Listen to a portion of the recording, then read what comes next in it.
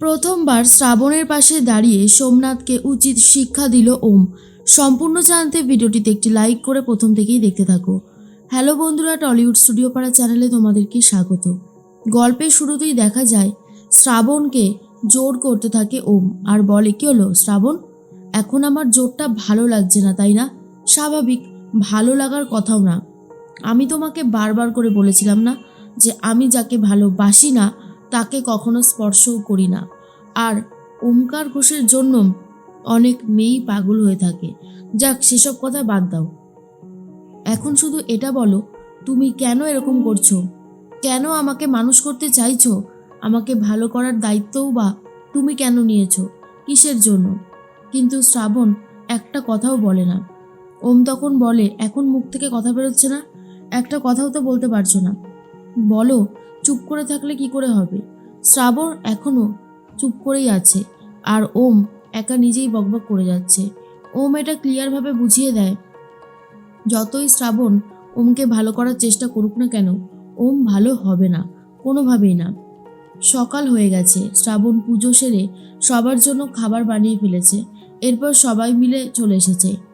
দাদু এসেছে, কাকাই, তারপরে দেখা যায় যে সানায়া এসেছে, রানু, সবাই এসেছে, কিন্তু ওম এখনো আসেনি।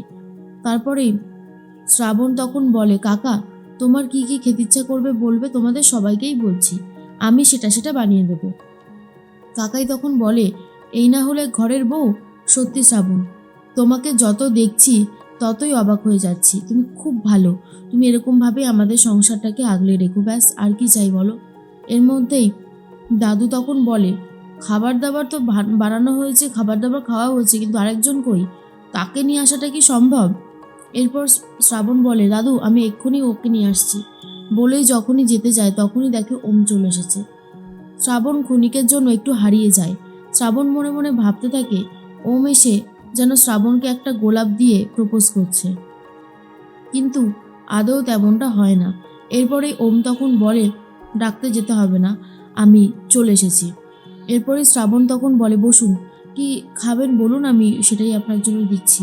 এর মধ্যেই সবাই যখন কথা বলতে থাকে তখনই হঠাৎ করে দেখা যায় সানায়া দেখে, আর সবাই দেখে যে ভেঙ্কি হঠাৎ করে কাঠমিস্ত্রিকে নিয়ে ওমের ঘরে যাচ্ছে।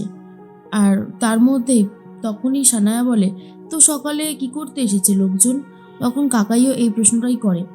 রানু তখন বলে, আর বলো না, কালকে শ্রাবণ আর ওমের ফুলশয্যা খাটটা ভেঙে গেছে, তাই আজকে সকালে কাঠমিস্ত্রি এসছে ওটাকে ঠিক করতে। কথাটা শোনার পরেই তখনই সবাই রীতিমতো লজ্জায় পড়ে যায়। এর মধ্যেই কাকাই তখন বলে, রানু তোমার কি মাথা পাতা ঠিক আছে? আরে এই কথাটা কেউ সবার সামনে এভাবে বলে নাকি? তুমি যে কি করো না আমি বুঝতে পারি না। রানু তখন বলে, এ বাবা, আমার সত্যি ভুল হয়ে গেছে, এভাবে কথাটা বলাটা একদমই উচিত হয়নি।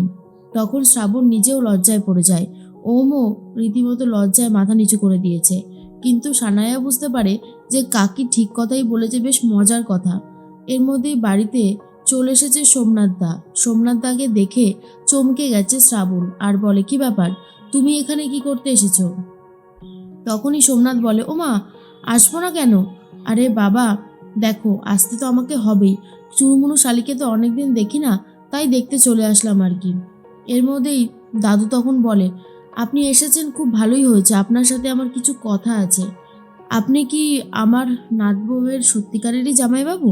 তখনই সোমনাথ বলে, হ্যাঁ, কেন বলুন তো, আপনি কি এবার আমাকেও বিশ্বাস করছেন না নাকি? দাদু তখন বলে, না, বিশ্বাস না করাটাই তো স্বাভাবিক, যা হচ্ছে কদিন ধরে আমি এখন মানুষকে চিনতে যে কত ভুল করি সেটা খুব ভালো মতনই বুঝতে পারছি। এরপরেই তখন দাদু প্রশ্ন করে, বলুন আপনি কি এমন করেছেন, আর আপনার স্ত্রী মানে আমার নাত বউয়ের দিদি কি এমন করেছে যার জন্য আমার নাত বউকে এতগুলো টাকা জোগাড় করতে হচ্ছে নিজেকে? বলুন কি হয়েছে? আর তখনই সোমনাথ বলে, আমিই তো ভুক্তভোগী, ওর দিদি আমাকে মারতে চেয়েছিল, আজকে তার জন্যই ওর দিদি জেল খাটছে। কথাটা শোনার পর রোহিণী তখন বলে, বাহ বাহ দাবাই, তুই কোন বাড়ির মেয়ে বিয়ে করে এনেছিস? একজন জেল খাটছে আর একজন এত এত এত গুণী মানুষ, সত্যি ভাবা যায় না।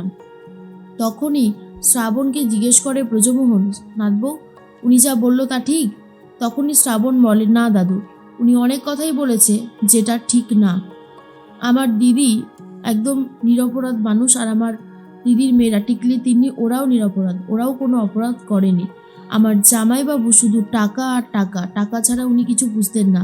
কিভাবে শর্টকাটে ইনকাম করা যায়, কিভাবে মানুষের থেকে জোর করে টাকা ছিনিয়ে নিতে হয়, সবটাই আমার জামাইবাবুকে দেখে শেখা উচিত, তাই না জামাইবাবু? আর জামাইবাবু খুব অত্যাচার করতো আমার দিদি আর দিদির মেয়েদের ওপর।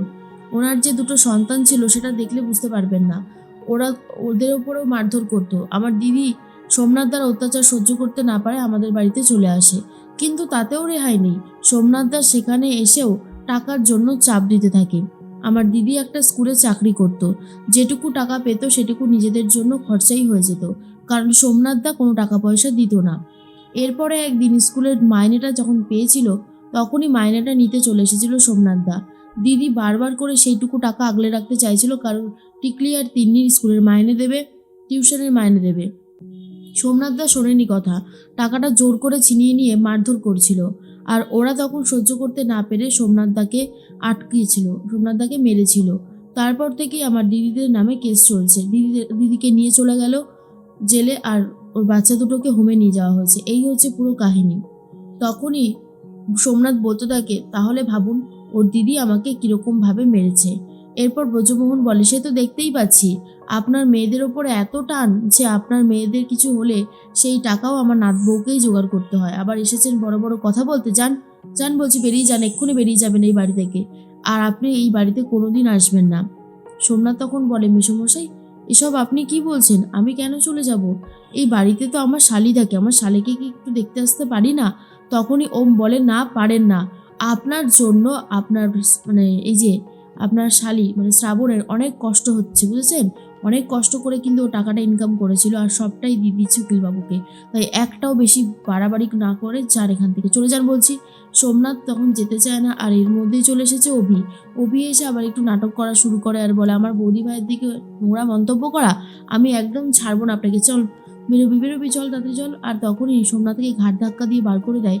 সোমনাথ একারই রসগোল্লা এনেছিল, আর সেটা পড়ে নষ্ট হয়ে যায়। এরপরে রোহিণী তখন বলে, অভি চলে এসো এদিকে, তুমি কেন যাচ্ছ এসবে কথা বলতে? এই বলে অভিকে নিয়ে চলে যায়। তখনই শ্রাবণ বলে, দাদু আপনি যে এভাবে আমার পাশে দাঁড়াবেন তার জন্য আমার খুব ভালো লাগছে। আর দাদু তখন বলে, আসলে কি বলো তো নাথ বৌমা, আমি তো তোমাদের পাশেই থাকতে চেয়েছিলাম, কিন্তু এত মিথ্যে, এত ছলচাতুরির মধ্যে পড়ে আমার মনটাই ভেঙে গেছে। তাই আমি আর এসবের মধ্যে থাকতে চাই না, আর কথাও বলতে চাই না। তখনই বাসুদেব আঙ্কেল শ্রাবণকে আশ্বাস দেয়, একদিন সব ঠিক হয়ে যাবে। ঘাটা দগদগে তো, তাই একটু ক্ষতবিক্ষত জায়গায় ব্যথাটা বেশি লাগছে, সব ঠিক হয়ে যাবে কিছুদিন পরে। আর এভাবে ওমও পাশে দাঁড়িয়েছে সেটা ভেবেও তখনও শ্রাবণের খুব ভালো লাগতে থাকে।